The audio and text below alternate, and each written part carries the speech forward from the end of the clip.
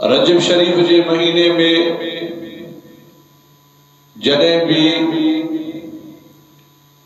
गुफ्तगू थींदी आहे तो उनमें नबी पाक सल्लल्लाहु अलैहि वसल्लम जे मेराज जो तज़किरो जरूरी है। मेराज जो मकसद तो नबी से जे मौजज़न में वॾे में वॾो मौजज़ो जो अल्लाह साईं पंहिंजे आखिरी नबी के रात जे वक्त अर्श अज़ीम खां मथे घुराए पंहिंजी ज़ियारत कराई ऐं रब करीम उन ज़ियारत के कुरान शरीफ जे मुख्तलिफ जायन ते बयान फरमायो, जैमें मशहूर व मारूफ हुजूर पाक सल्लल्लाहु अलैहि वसल्लम जे मेराज जो जिक्र इन आयत सुगोरी में यानी 15 सिपारे में अल्लाह से बयान फरमायो, सुब्हानल्लज़ी पाक आहे ज़ात अल्लाह जी। जॾहिं त ॿियनि जायुनि ते जिते भी अल्लाह ताला जी ज़ात बाबरकात तज़किरो कयो आहे उते तबारकल्लज़ी जो लफ्ज़ अल्लाह से फरमायो आहे। बरकत वारी ज़ात अल्लाह जी आहे, बेयदिहिल मुल्क व हुवा अला कुल्लि शैइन क़दीर, जंहिंजे हथ मुबारक में जहाननि जी बादशाही आहे, वो हर शय ते पावर रखंदड़ आहे, कादिर आहे। तबारकल्लज़ी नज़ल अल फुरक़ान अला अब्दिही, बरकत वारी ज़ात अल्लाह जी आहे जंहिं कुरान करीम के पंहिंजे महबूब वाने नबी मुकर्रम सल्लल्लाहु अलैहि वसल्लम जे ज़ात अतार जे मथा नाज़िल फरमायो। पर हिन जाय ते अल्लाह से जी ज़ात फरमायो सुब्हानल्लज़ी, पाक है ज़ात अल्लाह जी, असरा बिअब्दिही, जंहिं घुमायो जेको वठी वयो पंहिंजे बाने के, पंहिंजे ख़ास बाने के, लैलन रात जे थोड़े हिस्से में। हिकिड़ो हूंदो आहे सैर ऐं ॿियो हूंदो आहे सफ़र। सफ़र जेको आहे वो मजबूरी में करणो पवंदो आहे, को ज़रूरी कम थी वियो, माण्हू रही बिहार खान वियो, का मजबूरी थी वई, माण्हू कराची वियो, पोइ उन्हीं जे लाइ टाइम न ॾिसणो आहे, जल्दी पहुचणो आहे। जहिड़ी गाॾी हथ अचे वञी करे उन्हीं सैर के सफ़र के तय करणो आहे। ॿियो हूंदो आहे सैर, जंहिंमें टाइम जी सेटिंग ठाहिणी पवंदी आहे, कपड़नि जा जोड़ा खणणा आहिनि, अॼुकल्ह जे दौर जे हिसाब सां चार्जर खणणो आहे, गोरियूं खणणियूं आहिनि, दोस्त जेके आहिनि उन्हनि खे दोस्तनि जी चूंड करणी आहे त कहिड़ा कहिड़ा माण्हू हुजनि, ऐं राति जो किथे रहणो आहे, ॾींहं जो किथे किथे घुमणो आहे। सैर जो मकसद होंदो आहे घुमण फिरण, ॾिसण मुल्क जो, उन्हीं मुल्क जो अजीब अजीब शयूं ॾिसण। ऐं सैर हमेशा रोशनी में कबो आहे, ॾींहं जो कबो आहे। अल्लाह ताला कुरान शरीफ में फरमायो त सुब्हानल्लज़ी असरा, पाक ज़ात अल्लाह जी आहे जंहिं सैर करायो, बेअब्दिही, पंहिंजे महबूब बाने के सैर कराए, पर लैलन रात जे थोड़े हिस्से में। रात अहिड़ी जंहिंमें चंड कोन थो निकिरे, 27 तारीख़ रजब शरीफ जी रात जे टाइम सैर कराए वो भी थोड़े टाइम में सैर तो नीह जो कराए जे हा मुल्क देखार जे हा अल्लाह ताला पंजे महबूब के रात जे टाइम सैर कराए दुनिया के पैगाम दिनो तो मोजो महबूब सिज ए चंद्र जो मोहताज न अवा के सैर करण जे लाए सिज जी चंद्र जी लाइट जी सूहे जी जरूरत अणसो माण्हू वेंदो तो केड़ो सैर कंदो पुछण में पूरो होंदो दुनिया जे हर माण्हू के सैर करण जे लाए जरूरतों आहिनि अल्लाह से फरमायो मुझे महबूब करीम के मां रात जे टाइम घुरायो त जिए ता क़यामत अव्वलीन ए आखिरीन जे इल्म में इया गाल अची वने त दुनिया जो हर माण्हू सैर जे मामले में सिज चंद्र जो सूहे जो मुसाफरी जे सामान जो मोहताज आ मोजो मोहम्मद मुस्तफा करीम सल्लल्लाहु अलैहि वसल्लम सामान जो मोहताज कोने रुगो काबे शरीफ वाले मुल्क मां रवानो थियो आ त इस्तकबाल जे लाए अल्लाह जा नबी बीठा सुभान अल्लाह आसमान ते अल्लाह जा नबी सबरा जहे आसमान ते बयान तो ते एक नबी इंतजार में बैठो जे बैतुल मुक़द्दस में आया तो 1.25 लाख नबी सफर में बैठा मुसलो तो विचायो पियो हजरत आदम अलैहिस्सलाम जेड़ो बरगुज़ीदा नबी अल्लाह जो प्यारो नबी जेके मलाइकन सजदो कयो आयो सफ में वेही रहियो मुसले ते कोन वेठो इया उनके खबर हुई त ॿिया सब मुखा बाद में नबी थिया मां पहिरियों पहिरियों आया अज जे माण्हू के खबर आहे आदम अलैहिस्सलाम के खबर न हुई त हजरत मोहम्मद रसूलुल्लाह आखिरी नबी है खबर हुई मुसले ते पोछो न वेठो इन करे मुसले ते न वेठो त मोजो मोहम्मद मुस्तफा करीम विलादत जे मामले में आखिर आहे पर नूरानियत जे मामले में आदम का भी अव्वल है सुभान अल्लाह अव्वलीन ए आखिरीन जो इमाम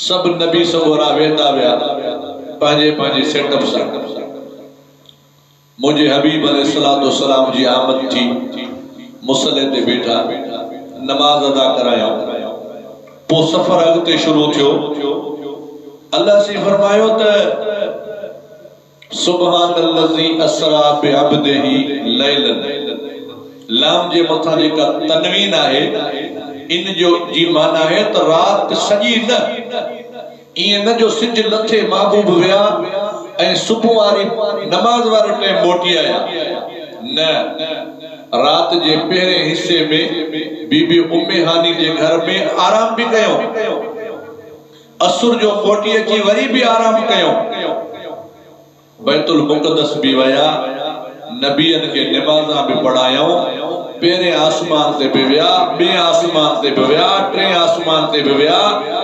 थोड़े हिस्से में अल्लाह जो दीदार करे वापस जो मोटी आया तो वुजू वारो पानी अञा हले पियो कड़ो लुटे पियो बिस्तरो गरम लगो पियो सुभान अल्लाह अञा ताई मता गोठन में एड़ा कड़ा दरवाजन में होंदा निकड़ा जैमें थोड़ी जंजीर पहल होती है लोह जा कड़ा वो कड़ो बीबी उम्मे हानी जे घर के लगलो बीबी उम्मे हानी हजरत इमरान जी थी जेके पाण हजरत अबू तालिब चौंदा आहियो हजरत अली से जी भेण उन्हीं जे घर के वो लोह वारो कड़ो लगल हो जैमें जंजीर पहल होती है महबूबन करीमन वो कड़ो खोलियो अने कड़ो खोलण सा ये लुटण शुरू कंदो आहे ऐ हुजूर अल्लाह जे दरगाह में केतरो रहा इयो अहले सुन्नत व जमात जे 8 सालनि जे ॿार खां पुछ न, उहो तोखे ॿुधाईंदो त 18 साल 18 साल अल्लाह जे हज़ूर में रहिया, ज़ियारत करे मोटी जो आया त उहो कड़ो अञा लुॾे पियो, वुज़ू वारो पाणी हले पियो, हंधु बिस्तरो गरम लॻो पियो आहे। अल्लाह से फरमायो सुब्हानल्लज़ी, पाक आहे ज़ात अल्लाह जी, असरा बिअब्दिही। इहो त नबी साईं जे मेराज खे अल्लाह ज़िक्र कयो आहे, अल्लाह नबी साईं जो मेराज बयान कयो आहे। पर जे नबी करीम सल्लल्लाहु अलैहि वसल्लम पाण ईअं फरमाए हा न, खान फारम वारो नबी से पाण चवे हा न त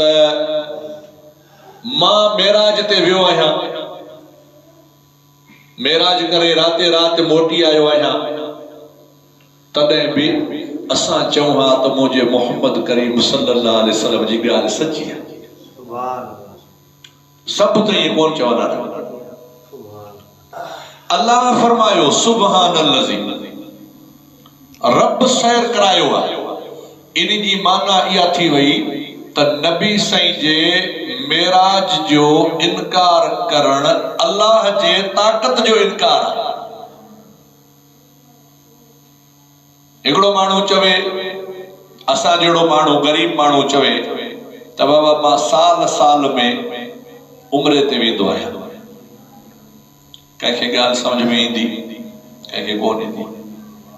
पर जेकॾहिं जिते असां पढ़ायूं था, नमाज़ पढ़ायूं था मस्जिद में, उहे मुक़्तदी चवनि तव्हां हाजी साहब जे ॻोठ वारा चओ त बाबा असां हाफ़िज़ साहब खे, मोहम्मद जावेद खे उमरो करायो आहे, या मुंहिंजे ॻोठ वारा चवनि त बाबा असां गुलाम यासीन खे मदरसो ठाराए ॾिनो आहे, मस्जिद ठाराए ॾिनी आहे, उमरो करायो आहे, त माण्हुनि जी ॻाल्हि सम्झ में अची वेंदी जो हिन वटि पाण वटि ताक़त नाहे, पर जेके चवनि था इहे ज़मींदार आहिनि,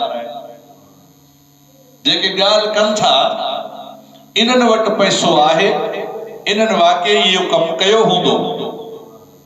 जेकॾहिं को माण्हू उन जे बावजूद इनकार कंदो त उन्हनि ज़मींदारनि जे पावर जो इनकार आहे, त बाबा इन्हनि वटि पाण वटि कोन्हे, इहे छा कराईंदा मौलवी खे उमरो।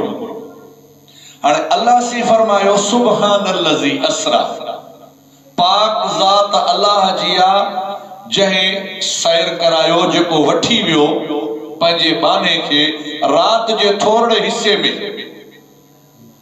हाणे नबी पाक सल्लल्लाहु अलैहि वसल्लम खे अल्लाह सैर करायो आहे रात जे थोरे हिस्से में।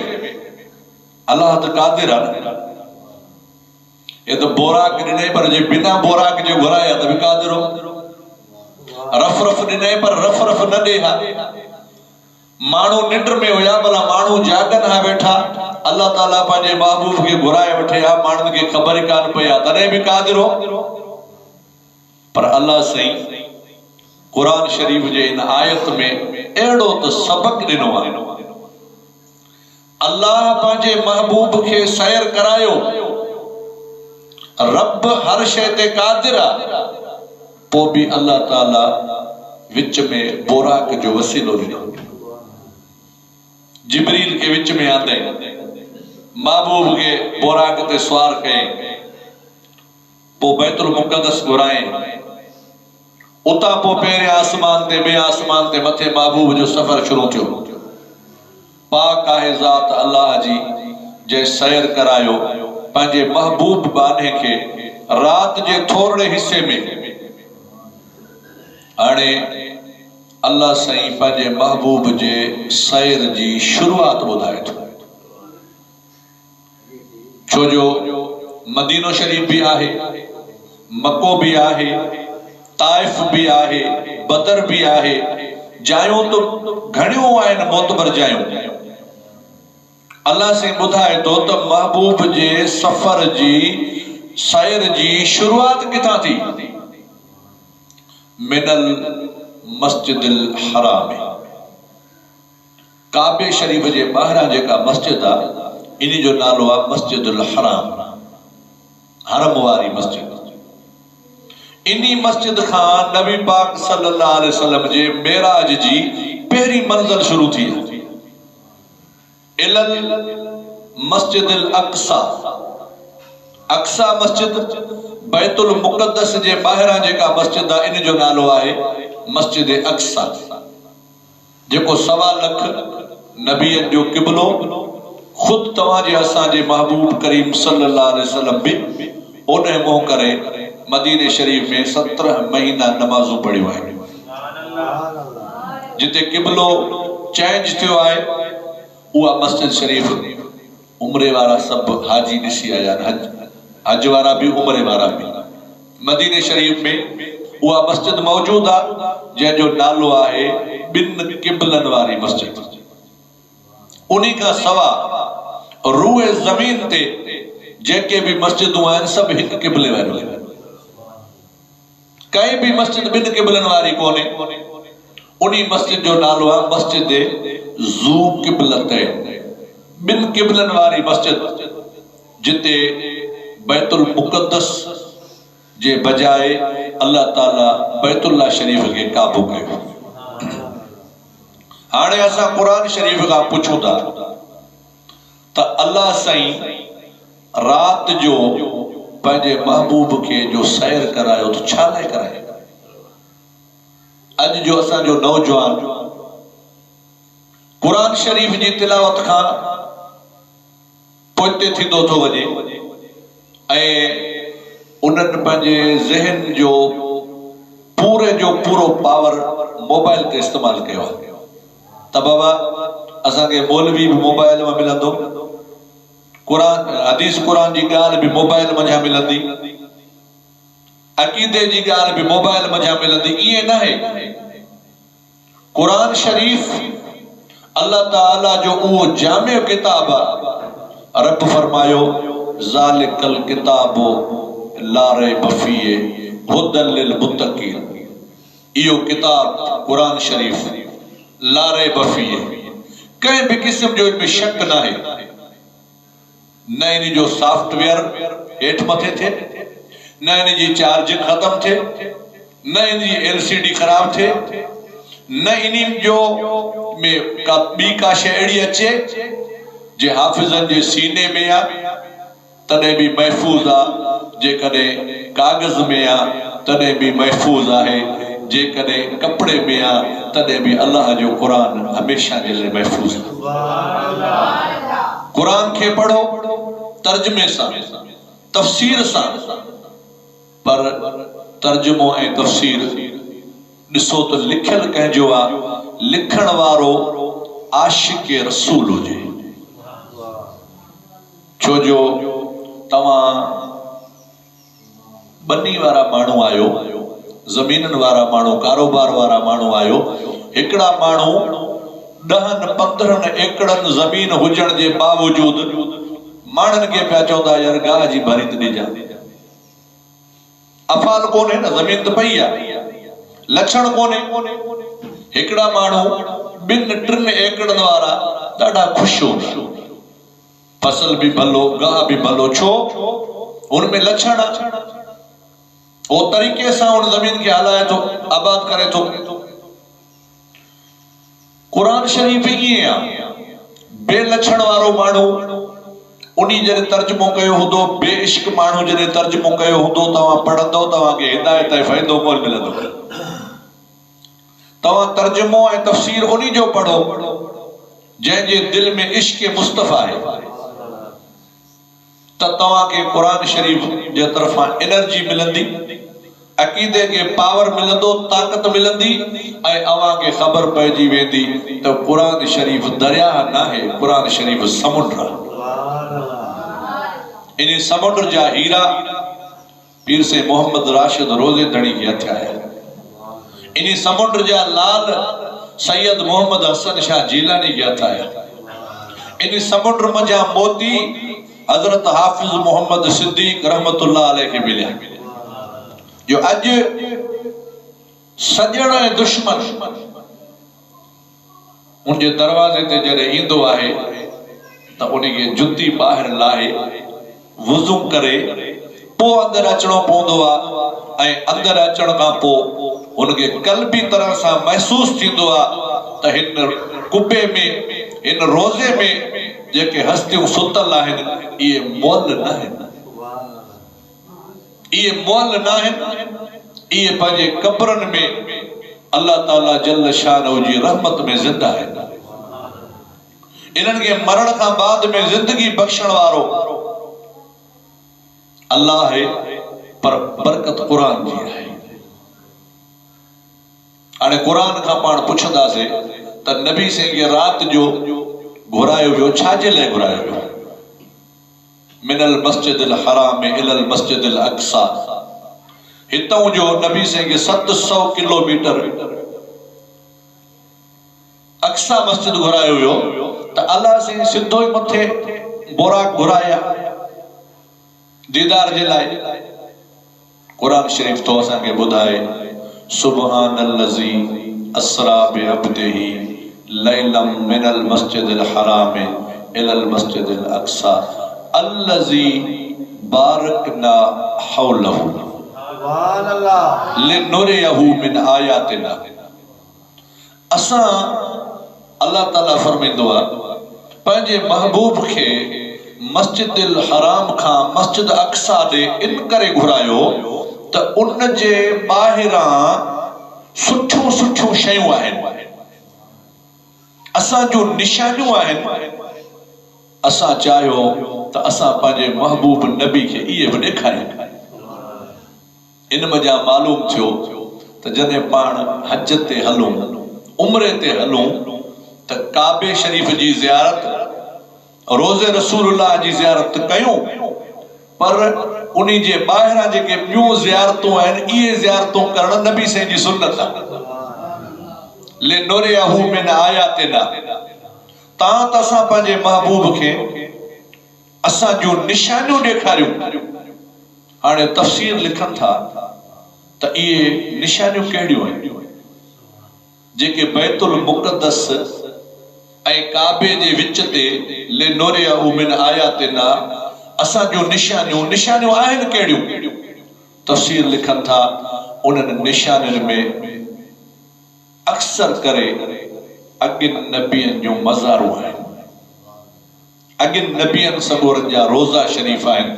कंहिं नबी खे 5000 साल थी विया, कंहिं नबी खे 2000 साल थी विया वफ़ात कंहिंखे, कंहिं नबी के 1000 साल थी वियो हो जॾहिं हबीबन करीमन सल्लल्लाहु अलैहि वसल्लम जी मस्जिद अक्सा में आमद थी त उहे नबी सगोरा पंहिंजे मज़ारन मझां उथी जिस्मन सां बैतुल मुक़द्दस में आया, महबूब जी ज़ियारत भी कन पिया त महबूब सां गॾु नमाज़ भी पढ़न पिया।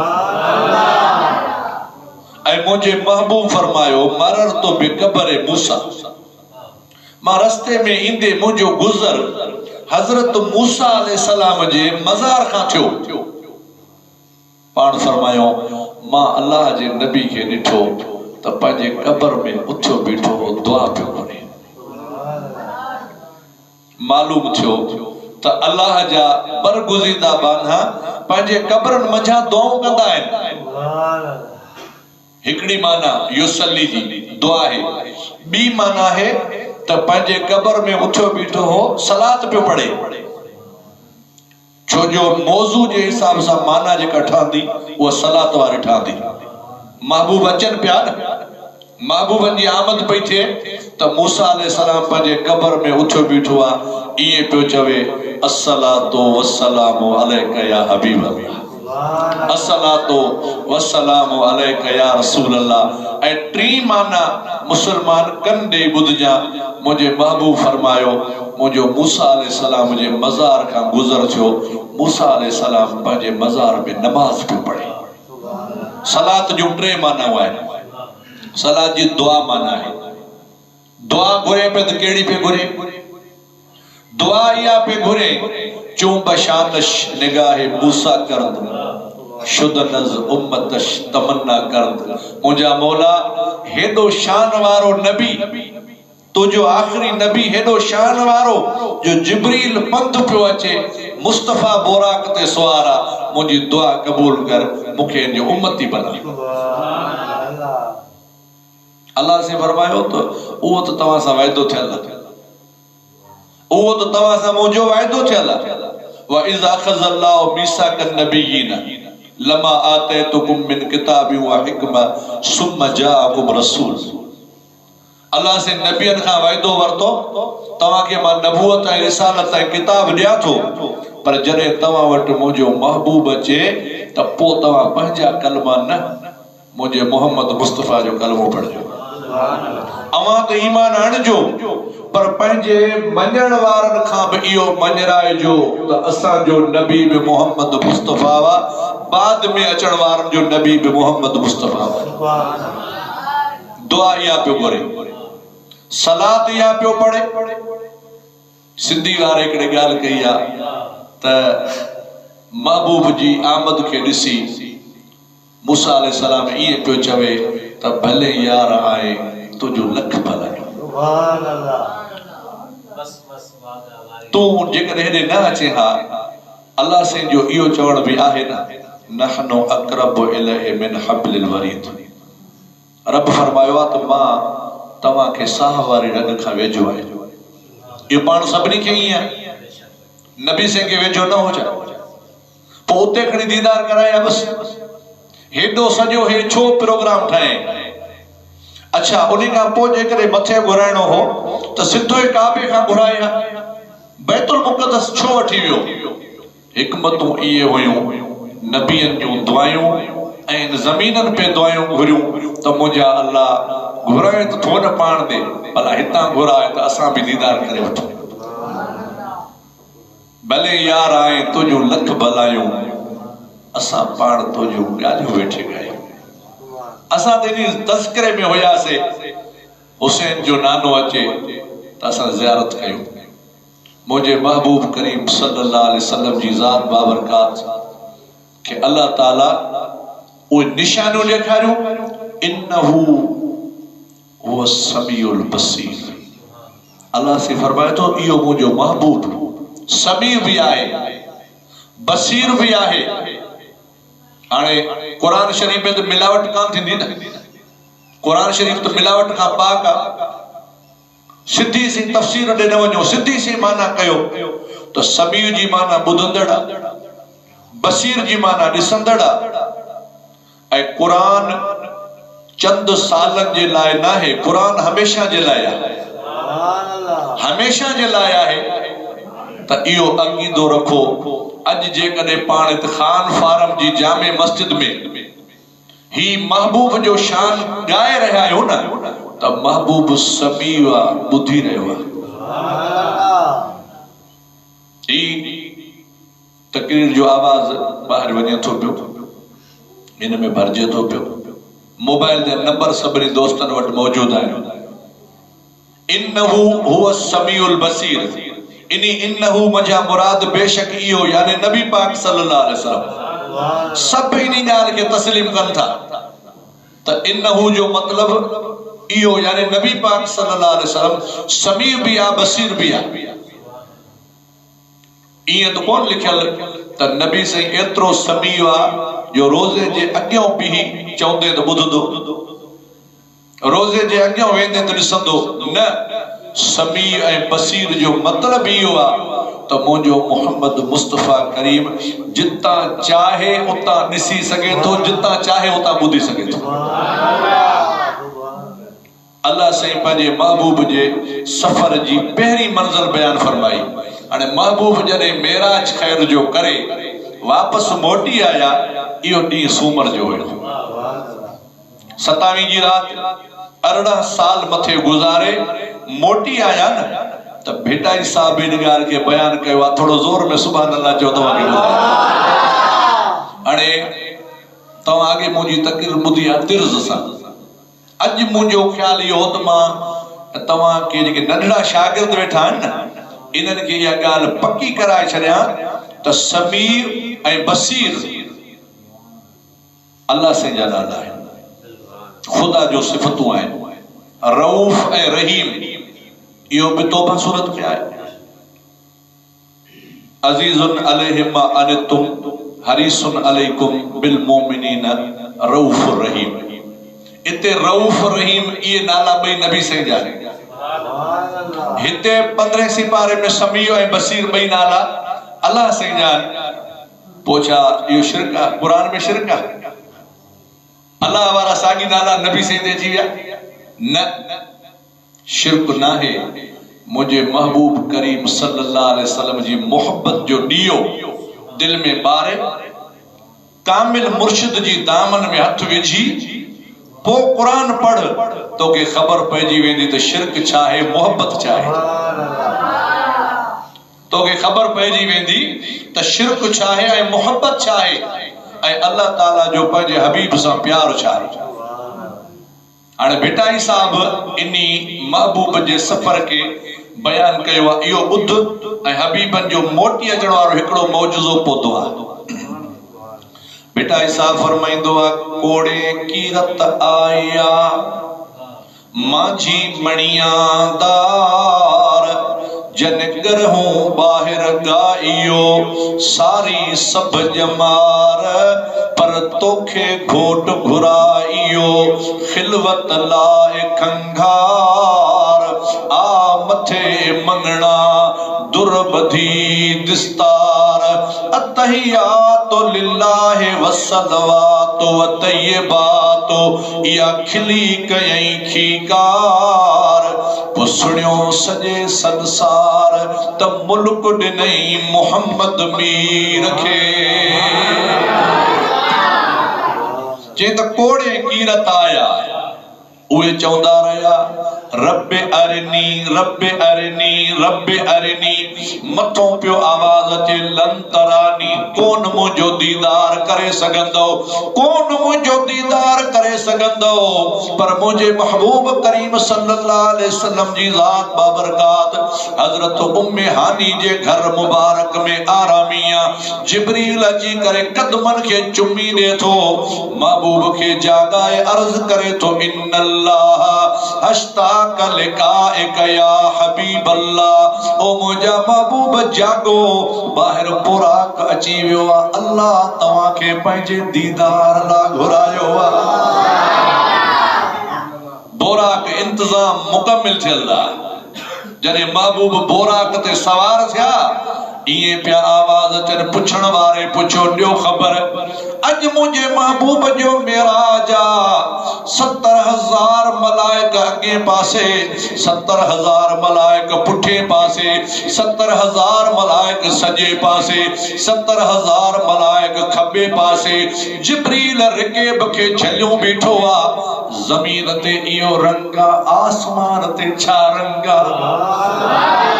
आशिक चवंदो आहे त हूरा परियों अदब नबी जे में हद हद ते हैरान ॾिठम, हूरा परियों अदब नबी जे में हद हद ते हैरान ॾिठम, ऐं मुल्क सॼो ई महबूबन जे मां कदमन में कुर्बान ॾिठम, मुल्क सॼो ई महबूबन जे मां कदमन में कुर्बान ॾिठम, हूरा परियों अदब नबी जे में हद हद ते हैरान ॾिठम।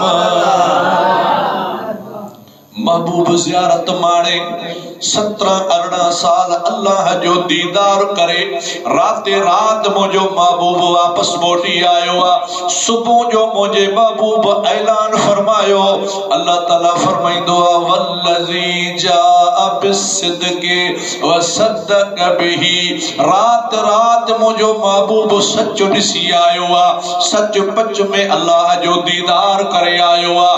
महबूब अची करे उन सच के बयान कयो, महबूब भी शान वारो उन सच के बुद्धि उन जी तस्दीक करण वारो अबू बकर सिद्दीक भी शान वारो। सजणन तो चयो जी तव्हां चौदा सुभान अल्लाह। ग्रुप अज कोन शुरू थिया, उन ॾींहुं जा अञा बाग जा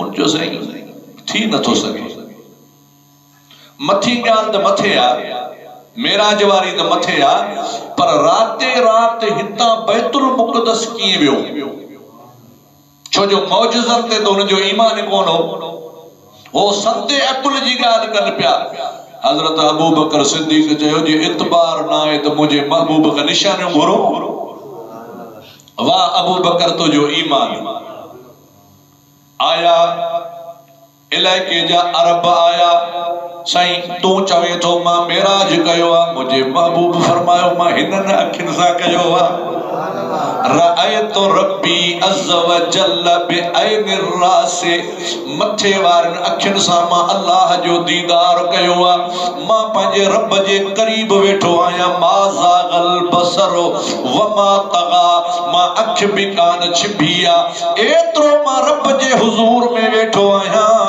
जो मथों आवाज पिया चन उदुन मिन्नी उदुन मिन्नी उदुन मिन्नी मुझा महबूब अन्या वेझो सुरिया अन्या वेझो सुरिया पिताई साहब रहमतुल्लाह अलैहि फरमाइंदो आ त अहद अहमद पाण में विचा मीम फर्क वो आहे मुस्तगरक आलम इनी गाल में हुजूर फरमायो तवा के छा पुछणो आ इन जो असा के यो पुछणो आ असा जो काफिलो वयलो फलस्तीन उठ वयला उहे कदे इंदा तवा के रास्ते में मिलिया होंदा ना नबी से फरमाया आज छा जो दी आज सूमर जो अंगारो छडे अरबा ते इंदा आया पे रास्ते में मिलिया मुखे पर अरबा ते पहुंची वेंदा आशिकन के भी इंतजार दुश्मनन के भी इंतजार बिनन के इंतजार सजण प्या चवन उठ अचन त दुश्मनन के असा मजरायूं दिसो मुझे महबूब करीम जो मौजूदो ए दुश्मन प्या चवन त उठ अला करे न अचन त असा माणन के चऊं त नबी जी गाल सच्ची काने का सूमर गुजरी वियो आ अंगारो गुजरी वियो आ अरबा जो दिहाड़ो थियो आ मानू वनी पहाड़न जे चोटिन ते बीही रहा 11 थी वया 12 थी वया 1 थी वयो 2 थी वया 3 थी वया 4 थी वया 5 थी वया अन्या उठ कोन आया दुश्मन खुशू प्या कल सजण मुझे महबूब जे दरगाह में आया सोना अरबा जो डी वने तो पयो उठ अन्या कोन आया मुझे महबूब फरमायो डी कोन वेंदो मां मुस्तफा जो वेठो आया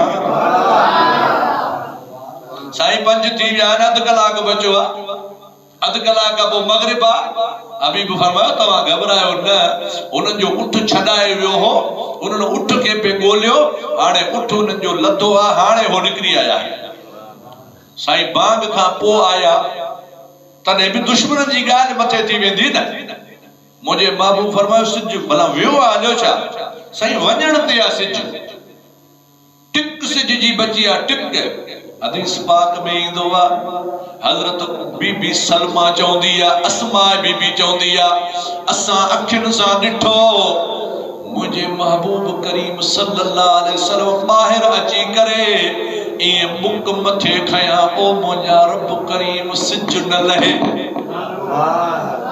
मुझा मौला जेतरे ताई उठ न चले सिज न लहे ऐ सिज वापस मोटी अचे अरबा जो दिहाड़ो हलंदो रहे उठ अचन काफरन जे घर पुजन तंखा बाद में अरबा पूरो थे खमीस जी रात शुरू थे महबूब ने बुक अन्या पंजे चेहरे मुबारक दे वापस आंदा सिज पोते मोटी आयो आ इते भी सिज मोटियो आ हजरत अली सही जी नमाज जे लाए भी सिज मोटियो आ बीबी अस्मा चवे थी सिज जो वापस मोटियो असा डिठो से बीहर मक्के पाक में शाम जो धुप अची वई आ धुप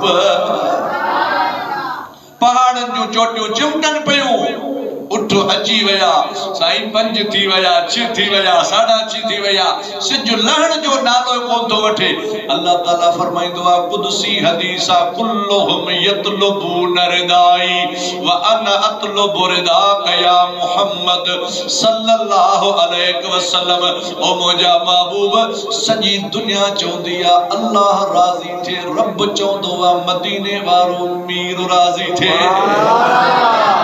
महबूब तू राजी थींदे पोइ सिज खे लाहींदासीं। उठ आया काफ़रन ॾिठा, पोइ उहो सिज लहण शुरू थियो। पुछा कई वई हाणे त ईमान आणियो था? पोइ जंहिंजो बख़्त भलो हो, जंहिंजो नसीब भलो हो, उहे महबूब जी दरबार में अची करे इएं चवनि पिया त ही जान हुजूर जिया, हे सिर भी हुजूर जो आ। ही जान हुजूर जिया, हे सिर भी हुजूर जो आ। मां पाण मुंहिंजा बचड़ा, मुंहिंजो घर भी हुजूर जो आ। ही जान हुजूर जिया, हे सिर भी हुजूर जो आ। महफिल भी हुजूर जिया, हर दिल भी हुजूर जिया। महफिल भी हुजूर जिया, हर दिल भी हुजूर जिया। जलसो भी हुजूर जो आ, जलसो भी हुजूर जो आ, ऐं ज़िक्र भी हुजूर जो आ। ही जान हुजूर जिया, हे सिर भी हुजूर जो आ। हर पीर हुजूर जो आ, खुद दस्तगीर हुजूर जो आ। हर पीर हुजूर जो आ, दस्तगीर हुजूर जो आ। मुझो रोज़े धनी रहबर, मुझो रोज़े धनी रहबर, ऐं कलंदर भी हुजूर जो आ। ही जान हुजूर जिया, हे सिर भी हुजूर जो आ। ओ बख़्त वारनि खे महबूब जो कलमो भी नसीब थियो, महबूब जो दीदार भी नसीब थियो। पर ॿुधण वारो, तो असांजे लाइ ख़ुदा क़ुरान में चई छॾियो आहे, कुंतुम खैर उम्मतिन, तव्हां सभु बख़्त वारा हो, तव्हां सभु भाग वारा हो। अल्लाह से फरमायो, मां जेके भी उम्मतूं पैदा कयूं, सभिनी खां भाग वारी उम्मत मुंहिंजे मोहम्मद मुस्तफ़ा जी उम्मत आहे। पोइ भाग वारो, नमाज जा पाबंद थी पओ, मस्जिदूं आबाद कयो, मदरसा आबाद कयो, बचड़नि खे क़ुरान शरीफ़ पढ़ायो, ऐं हलाल जी रोज़ी कमाइण जी कोशिश कयो। हलाल खायो, बच्चनि खे हलाल खारायो। इंशाअल्लाह ताला अल्लाह ताला महबूब जे सदके तव्हां असांखे भलारे ॾींहं जूं बरकतूं ऐं भलायूं नसीब फरमाईंदो। वमा अलैना इल्लल बलाग।